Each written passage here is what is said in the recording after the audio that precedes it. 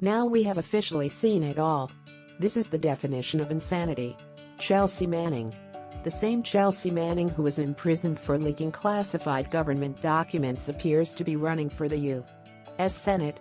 Federal Election Commission documents show Chelsea Elizabeth Manning of North Bethesda, Maryland, has filed paperwork to run as a Democrat, of course. This is a move that would put her against two-term Democrat Senator Ben Cardin in the state's June Democrat primary ballot. Cardin is Maryland's senior U.S. Senator and the top Democrat on the Senate Foreign Relations Committee. Although media has tried to contact her, Manning did not immediately respond to a request for comment. Nor had she released any statement announcing her candidacy. As of mid-afternoon Saturday, via The Blaze, Bradley Manning is still a traitor. And he's also still a man. The Democrats have, for several months now, been in a state of convulsive rage over WikiLeaks. They tell us that WikiLeaks is in league with Putin. They tell us that WikiLeaks subverted our system and destabilized the very foundations of our democracy. WikiLeaks stole the election. Sabotage. So on and so forth. With this in mind, it seems a little odd that right in the midst of this apocalyptic hand-wringing over WikiLeaks, the president would choose to commute the sentence of a guy who went into a war zone, stole reams of classified files, and gave them to WikiLeaks. Bradley Manning didn't merely release email correspondences between DNC officials where they complain about Bernie Sanders and talk about spirit cooking. These weren't embarrassing revelations about a political party. These were hundreds of thousands of secret documents relating to national security, appropriated during a time of war, and leaked indiscriminately with no regard to how it would undermine our war efforts, and even less regard for the lives it put at risk.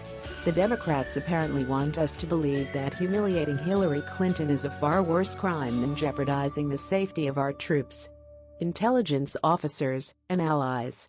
The word outrageous does not even begin to describe what's going on here. It would appear self-defeating as well. Why would the Democrats, who have almost unanimously applauded this move, by the way, suddenly decide to undermine their own case against WikiLeaks? Shameful hypocrisy has never slowed them down before. Granted, but even by their standards this is a rather extreme case of it. They must know that they've made it impossible for anyone to take them seriously the next time they whine about email leaks and election hacking. It so discredits them, makes so little sense, makes them look so utterly foolish, renders their own arguments so fantastically irrelevant that you may conclude that the entire Democrat Party has gone into a state of collective psychosis. That's not a bad theory. Not too far from the truth either. But there is, you might say, a method to this madness. And you can understand a method once you understand that. In the world of modern leftism, the letters LGBT override anything and everything. At the very top of the progressive victimhood hierarchy sit the members of this elite club. Any opportunity to advance their cause must be exploited. Any time the great cause and some other concern collides, the cause wins out. These are the priorities of leftism nowadays. It's only one priority, really. Nothing, and I truly mean nothing, is more important than its sexual agenda. So, Bradley Manning, a traitor to the United States who gave assistance to the enemy, a convicted spy who would have been put in front of a firing squad not too long ago, will now be a free and celebrated man for one single reason: he pretends he's not a man.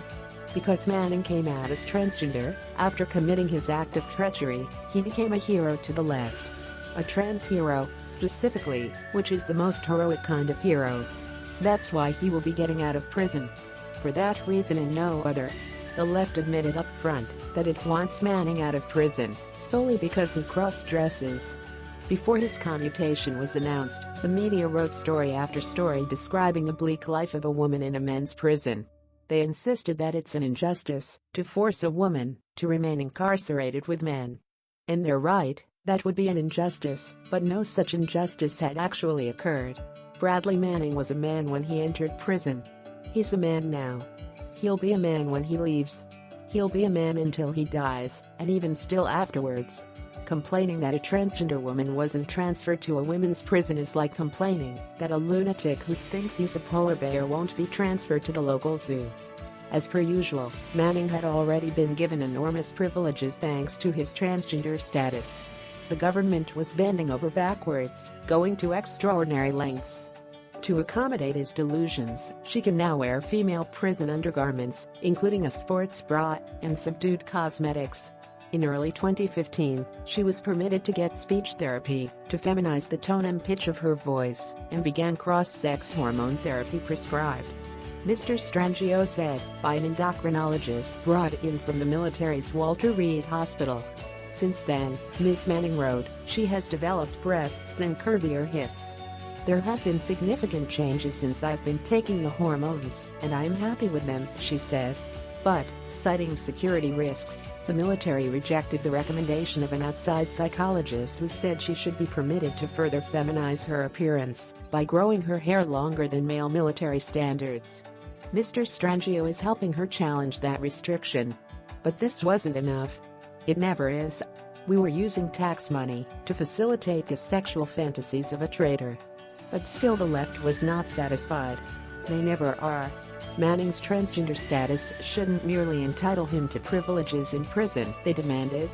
It ought to entitle him to a get-out-of-jail-free card. The laws against espionage ought to be suspended in his case. Let other spies and traitors face the just consequences. But not Manning. He's better than them. He's more important. He's at the top of the victimhood hierarchy. Let him at him next will complain of persecution if he isn't immediately named Nobel laureate, Medal of Honor recipient, and honorary Wheel of Fortune champion. Obama was happy to oblige, to the extent that he could. And now this will stand as one of the most deranged and despicable things he's done as president. Which is saying something. An impressive grand finale to a shameful presidency.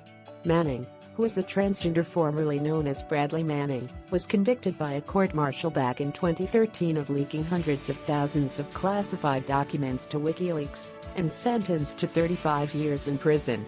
A sentence that then-President Barack Hussein Obama was more than happy to commute.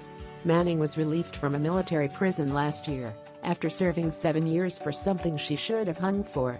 Don't you all just miss the old days? The days when a man was a man and a woman was a woman. The days when you knew how to address a person without them having a fit over it. And to top it all off, now this traitor will be running for the United States Senate? Huh? Can we please once again start electing people who have the qualifications for office? Not because of their skin color or sexual preferences. Let's leave aside the fact that this individual is severely disturbed and confused. She is a traitor and should not even be allowed to run for a public office which gives you the ability to handle classified information.